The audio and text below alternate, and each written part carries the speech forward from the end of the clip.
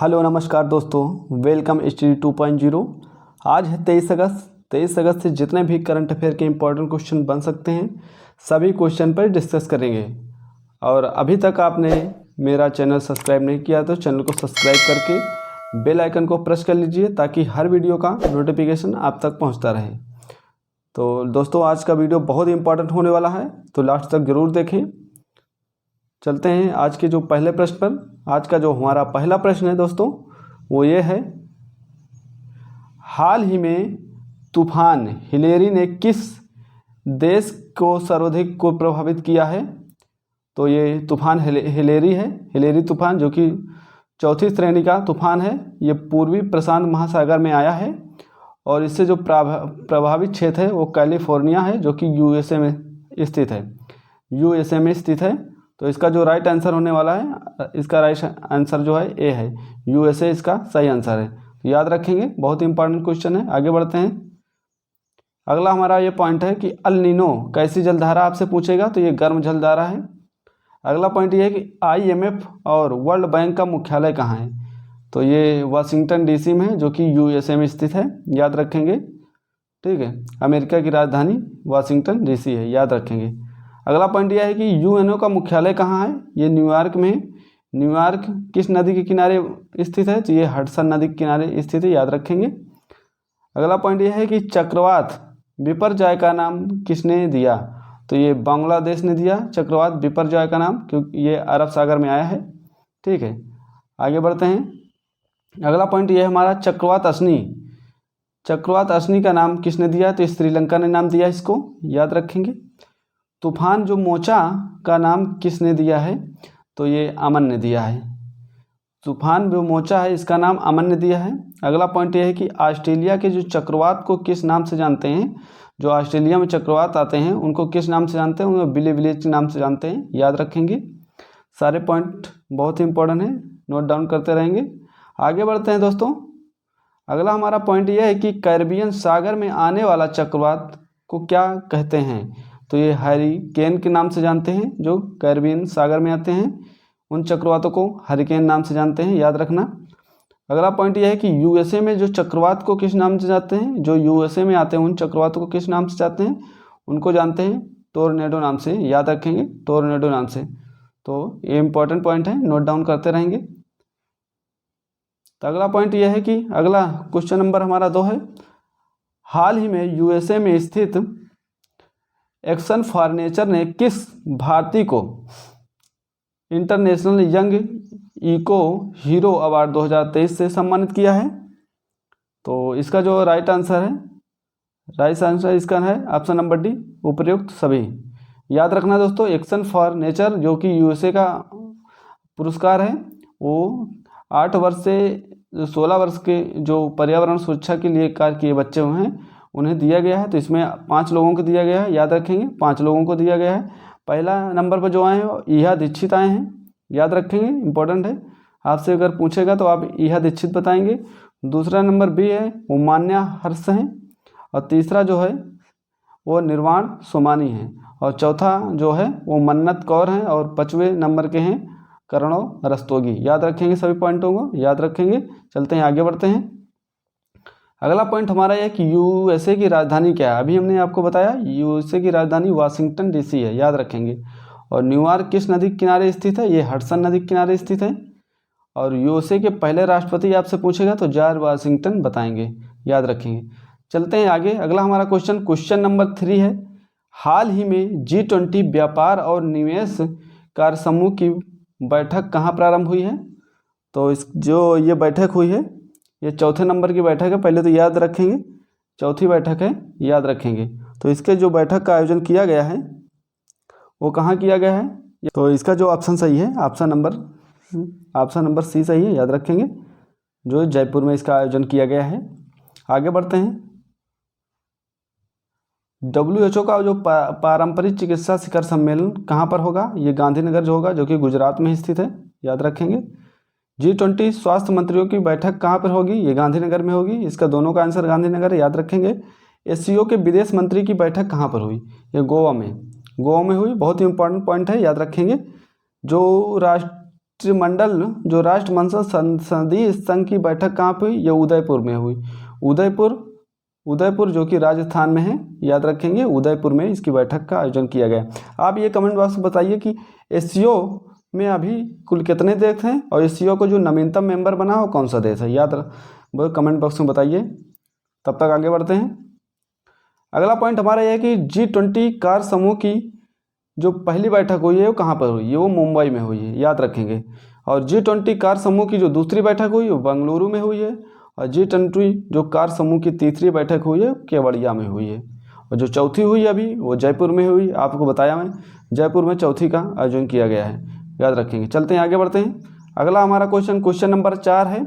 हाल ही में Bharat petroleum corporation limited ने किसे अपना ब्रांड एम्बेसडर घोषित किया? तो जो इसका जो राइट आंसर है, ऑप्शन नंबर ए सही है। राहुल द्रविड़ को अभी हाल ही में जो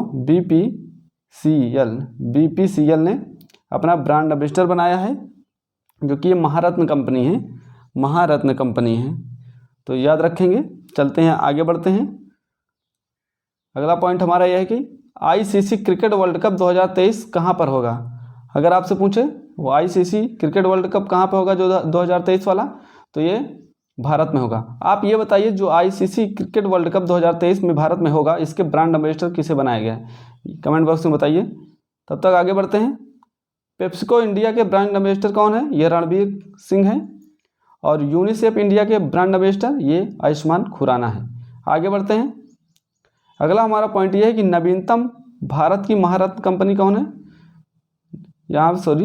नवीनतम महारत्न कंपनी जो पूछे तो OIL, ऑल इंडिया लिमिटेड, याद रखेंगे। ऑल इंडिया लिमिटेड जो भारत की नवीनतम महारत्न कंपनी है। मतलब कुल कितनी महारत्न कंपनी है? वो 13 महारत्न कंपनी है, याद रखेंगे 13। और जो 12वें नंबर की महारत्न कंपनी है उसका नाम क्या है? जो रूरल इलेक्ट्रिफिकेशन कॉरपोरेशन, याद रखेंगे। ये तीनों पॉइंट बहुत ही इंपॉर्टेंट है, याद रखेंगे, परीक्षा की दृष्टि से बहुत ही इंपॉर्टेंट है।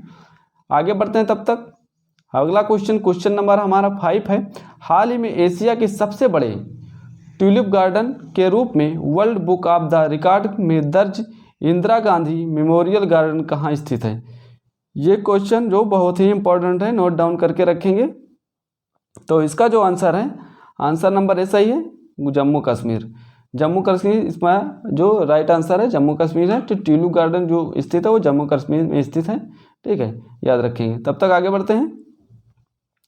अगला हमारा पॉइंट यह है कि फूलदेई जो महोत्सव हो वो कहाँ का है? ये उत्तराखंड का है। और मक्खन महोत्सव कहाँ मनाया जाता है? ये भी उत्तराखंड में मनाया जाता है। अगर आपसे पूछे थाई पुसम महोत्सव कहाँ मनाया जाता है, तो ये तमिलनाडु में मनाया जाता है, ठीक है। और बथुकम्मा आपसे पूछे तो इसको कमेंट बॉक्स में बताइए, बथुकम्मा फेस्टिवल कहाँ मनाया जाता है, किस राज्य में मनाया जाता है, इसको कमेंट बॉक्स में आप बताइए। तब तक आगे बढ़ते हैं। सिग्मो जो फेस्टिवल है ये गोवा में मनाया जाता है, याद रखेंगे। और सरहुल फेस्टिवल कहाँ मनाया जाता है? झारखंड में मनाया जाता है। सारे इंपॉर्टेंट पॉइंट हैं, सभी पॉइंटों को नोट डाउन कर लेंगे। और अभी तक मेरे चैनल पे आप नए हैं, चैनल को सब्सक्राइब नहीं किए हैं तो चैनल को सब्सक्राइब कर लें। और दिन में 1-2 बार ये वीडियो देख लीजिए करें, याद करने की कोई ज़रूरत नहीं, अपने आप देखने से 1-2 बार देख लीजिए करें, छोटी वीडियो है तो याद हो जाएगा आप लोगों को। तो चलते हैं आगे बढ़ते हैं। अगला पॉइंट हमारा क्वेश्चन नंबर 6 है। अगला क्वेश्चन, हाल ही में मातृभाषा में शिक्षा को बढ़ावा देने के लिए कूबी और देसिया पुस्तक का विमोचन कहाँ किया गया? तो इसका विमोचन धर्मेंद्र प्रधान और निर्मला सीतारमण ने मिलकर किया। धर्मेंद्र प्रधान अभी शिक्षा मंत्री हैं और निर्मला सीतारमण और ये वित्त मंत्री, याद रखेंगे। तो जो ये बुक हैं ये कूबी और देसिया बुक हैं, 2 बुक हैं। तो इसका जो विमोचन किया गया है वो कहाँ किया गया है आप बताइए। इसका जो राइट आंसर नंबर सी है, इसका right answer answer number C है, याद रखेंगे। चलते हैं आगे बढ़ते हैं। अगला पॉइंट यह है कि संघ की राजभाषा किस अनुच्छेद में है आपसे पूछेगा, तो ये 343 अनुच्छेद में संघ की राजभाषा। सारे पॉइंट बहुत ही इंपॉर्टेंट है, सभी को नोट डाउन करते रहेंगे। अगला पॉइंट ये है कि राजभाषा जो है, राजभाषा का संबंध किस अनुच्छेद से है, तो आप ये अनुच्छेद बताएंगे 344 अनुच्छेद में राजभाषा का संबंध है इससे। और हिंदी भाषा का जो विकास है किस अनुच्छेद में है, यह अनुच्छेद 351 में है। 351 में है जो हिंदी भाषा का विकास के उल्लेख किया गया है, हिंदी भाषा के विकास का उल्लेख अनुच्छेद 351 में किया गया है, याद रखेंगे। आगे बढ़ते हैं। अगला क्वेश्चन नंबर हमारा 7 है। क्वेश्चन नंबर जो हमारा 7 है वो ये है, हाल ही में भारतीय राष्ट्रीय महासागर सूचना सेवा केंद्र ने नाविकों और मछुआरों के लिए कौन सा मोबाइल ऐप लॉन्च किया है? तो इसका जो राइट आंसर होने वाला है, इसका राइट आंसर जो है ऑप्शन नंबर ए सही है, समुद्र ऐप को लॉन्च किया है भारतीय राष्ट्रीय महासागर सूचना सेवा ने। तो ये नाविक और मछुआरों के लिए लॉन्च किया गया है, याद रखेंगे।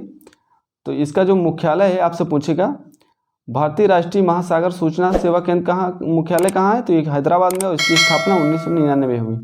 पॉइंट को याद रखेंगे। तब तक आगे बढ़ते हैं। अगला पॉइंट हमारा यह है कि जो फ्लड वॉच ऐप किसने लॉन्च किया है? तो केंद्रीय जल आयोग ने लॉन्च किया है। जो फ्लड वॉच ऐप है इसको केंद्रीय जल आयोग ने लॉन्च किया है, याद रखेंगे। और जो उद्गम ऐप है इसको किसने लॉन्च किया? इसको आरबीआई ने लॉन्च किया। आप कमेंट बॉक्स में ये बताइए कि आरबीआई का राष्ट्रीयकरण कब हुआ था? कमेंट बॉक्स में इसका आंसर दीजिए। तब तक आगे बढ़ते हैं। आपसे अगला पॉइंट ये पूछ सकता है कि ग्लोनास किस देश का नेविगेशन सिस्टम है? तो आप इसका आंसर रूस बताएंगे। रूस का ये नेविगेशन सिस्टम है। आगे बढ़ते हैं। अगला पॉइंट ये है कि नाविक किस देश का नेविगेशन सिस्टम है? ये भारत का है, याद रखेंगे। उसी तरह जीपीएस किस देश का नेविगेशन सिस्टम है? तो ये यूएसए का है, अमेरिका का नेविगेशन सिस्टम जीपीएस है। अगला पॉइंट है कि नाविक रोग किसे कहते हैं? नाविक रोग किसे कहते हैं आपसे पूछेगा दोस्तों। तो इसका जो राइट आंसर है वो स्कर्वी रोग को नाविक रोग कहते हैं। अगला पॉइंट आपसे पूछ सकता है कि सागर संपर्क ऐप किसने लॉन्च किया है? तो ये जहाज रानी मंत्रालय ने सागर संपर्क ऐप को लॉन्च किया है, नोट डाउन कर लेंगे। बहुत ही इंपॉर्टेंट पॉइंट है जो हम आपके बीच के लेकर आए हैं। तो चलते हैं, आगे बढ़ते हैं। अगला क्वेश्चन नंबर हमारा 8 है। हाल ही में किस भारतीय समय तक तैनाती का रिकॉर्ड बनाया है? किस भारतीय समय तक तैनाती का रिकॉर्ड बनाया स्कॉर्पियन सबमरीन ने सबसे लंबे समय तक? ठीक है, तो इसका जो राइट आंसर है ऑप्शन नंबर बी सही है। ऑप्शन नंबर 20 का राइट आंसर सही है। आइनस वागिर है जो सबसे ज़्यादा समय तक सबमरीन का रिकॉर्ड बनाया है, तो आइनस वागिर है। ये जो है आइनस वागिर जो 5वीं श्रेणी की जो पनडुब्बी है, और इसका जो निर्माण हुआ है वो प्रोजेक्ट 75 के तहत मझगांव डॉक लिमिटेड में हुआ है, जो कि मुंबई में स्थित है। इतना पॉइंट को याद रखेंगे। चलते हैं, आगे बढ़ते हैं। अगला जो हमारा पॉइंट है कि भारत का पहला स्वदेशी विमान वाहक पोत आपसे पूछ सकता है। स्वदेशी भारत में निर्मित जो होते हैं वो स्वदेशी है, जो भारत ने खुद बनाया है। तो उसका जो आंसर है आईएनएस विक्रांत है, और इसकी जो लॉन्चिंग हुई थी 2 सितंबर को हुई थी, कोच्चि से हुई थी, याद रखेंगे। वरुणास्त्र आपसे पूछेगा कि वरुणास्त्र क्या है, तो ये है एक हैवी वेट जो टारपीडो है, वरुणास्त्र, याद रखेंगे। आगे बढ़ते हैं। अगला पॉइंट हमारा ये है, पूछ सकता है कि आईएनएस विशाखापट्टनम और आईएनएस त्रिकंत किस युद्धाभ्यास में भाग लिया? तो ये जायद तलवार में भाग लिया है। ये जायद तलवार किसके बीच होता है? इंडिया और यूएई के बीच ये जायद तलवार होता है, याद रखेंगे। ठीक है, अगला पॉइंट पूछ सकता है कि प्रोजेक्ट जो 70A का छठा जहाज कौन सा है? तो इसका जो राइट आंसर है आईएनएस बिंदगिरी, प्रोजेक्ट 70A का छठा जहाज है। आगे बढ़ते हैं। अगला क्वेश्चन नंबर 9 है। हाल ही में किस देश के भौतिक वैज्ञानिकों ने जो राक्षस डेमिनोन कण के अस्तित्व की पुष्टि की है? तो ये राक्षस कण है, डेमिनोन कण है। इसकी जो भविष्यवाणी 70 वर्ष पूर्व हुई थी, और 1956 में 70 वर्ष पूर्व डेविड पायंस ने की थी। ठीक है, तो इसकी जो 17 वर्ष बाद अभी अस्तित्व की पुष्टि की है, तो इसका यूएसए ने की है। इसका ऑप्शन नंबर बी सही है, यूएसए ने इसकी पुष्टि की है, याद रखेंगे। चलते हैं, आगे बढ़ते हैं। अगला जो हमारा पॉइंट ये है कि इलेक्ट्रॉन की खोज आपसे पूछेगा तो जे थॉमसन बताएंगे। अगर न्यूट्रॉन की खोज पूछेगा तो जेम्स चैडविक बताएंगे। अगला पॉइंट ये पूछ सकता है कि परमाणु सिद्धांत के प्रतिपादक कौन है? तो डाल्टन को बताएंगे। और एक्सरे की खोज किसने की है? अगला पॉइंट पूछ सकता है कि रॉटंजन ने की। आप ये बताएं कि इलेक्ट्रॉन में कैसा धन आवेश होता, वो कैसा आवेश होता है, पॉजिटिव या निगेटिव, इलेक्ट्रॉन जो का आवेश कैसा होता है, कमेंट बॉक्स में बताइए इलेक्ट्रॉन पर कैसा आवेश होता है। आगे बढ़ते हैं। अगला हमारा क्वेश्चन नंबर हमारा 10 है। हाल ही में चर्चा में रहा ब्रिटिश कोलंबिया क्षेत्र कहाँ स्थित है। बहुत ही इंपॉर्टेंट क्वेश्चन है, 10वां नंबर, याद रखेंगे, कहीं ना कहीं जरूर पूछा जाएगा। जो ब्रिटिश कोलंबिया क्षेत्र है वो कहाँ स्थित है, जो कि हाल ही में चर्चा में बहुत रहा है। तो ये ब्रिटिश कोलंबिया क्षेत्र जो है वो भीषण आग लग जाने के कारण चर्चा में रहा है, और इस पर जो अभी आपातकाल लगा दिया गया है यहाँ पे, यहाँ के जो पीएम है जस्टिस ट्रूडो ने आपातकाल की घोषणा कर दी है। तो ये कहाँ पर है, तो इसका जो राइट आंसर है ऑप्शन नंबर ए सही, कनाडा में स्थित है ये, ठीक है, कोलंबिया क्षेत्र। तो इसका जो राइट आंसर है आंसर नंबर ए है, आंसर नंबर ए सही है, तो याद रखेंगे। आगे बढ़ते हैं। अगला पॉइंट हमसे ये भी पूछ सकता है कि कोप जो 15 हुआ वो कहाँ पर हुआ, ये मॉन्ट्रियल हुआ, मॉन्ट्रियल जो कि कनाडा में स्थित है, याद रखेंगे। अगला पॉइंट ये भी हो सकता है कि कनाडा की राजधानी क्या है, तो ओटावा है, कनाडा की जो राजधानी है वो ओटावा है। अगला पॉइंट है कि विश्व की सबसे लंबी तटीय सीमा किसकी है, तो कनाडा की है, ठीक है, याद रखेंगे। गेहूं की सबसे बड़ी मंडी आप कहाँ पर हो, गेहूं की सबसे जो बड़ी मंडी हो कहाँ पे है, विनीपेग जो कि कनाडा में है, विनीपेग, याद रखेंगे, विनीपेग। अगला पॉइंट यह है कि जो राष्ट्रीय आपातकाल के दौरान कौन से अनुच्छेद हैं जो निलंबित नहीं होते हैं। राष्ट्रीय आपातकाल में कौन कौन से अनुच्छेद निलंबित नहीं होते, तो अनुच्छेद 20 और 21 से याद रखेंगे, दोनों ही बहुत महत्वपूर्ण क्वेश्चन है, ठीक है, दोनों पॉइंट को याद रखेंगे। जो 20 है और 21 अनुच्छेद हैं वो राष्ट्रीय आपातकाल लग जाने पर निलंबित नहीं होगी, बाकी सारे अनुच्छेद निलंबित हो जाते हैं, तो याद रखेंगे। अगला पॉइंट यह है कि भारत में कुल कितनी बार राष्ट्रीय आपातकाल लगाया गया है, तो अभी तक 3 बार लगाया गया है। कब 1962, 1971 और 1975 में लगाया गया है। चलते हैं आगे बढ़ते हैं। अगला पॉइंट हमारा है कि वित्तीय आपातकाल जो है का अनुच्छेद कौन सा है, तो अनुच्छेद 360 है, याद रखेंगे। 360 अनुच्छेद वित्तीय आपातकाल का अनुच्छेद है, याद रखेंगे। तब तक आगे बढ़ते हैं। बस आज का वीडियो हमारा यहीं तक। अगर आप मेरे चैनल पर नए हैं तो चैनल को सब्सक्राइब करके बेल आइकन को प्रेस कर लीजिए दोस्तों, ताकि हर वीडियो का नोटिफिकेशन आप तक पहुंचता रहे। और आज का वीडियो कैसा लगा तो इसका फीडबैक कमेंट बॉक्स में बताइए, या आपका आज का जो वीडियो है कैसा रहा। तो बस आज का वीडियो यहीं तक, मिलते हैं नेक्स्ट वीडियो में। आज के लिए जय भारत, जय हिंद दोस्तों।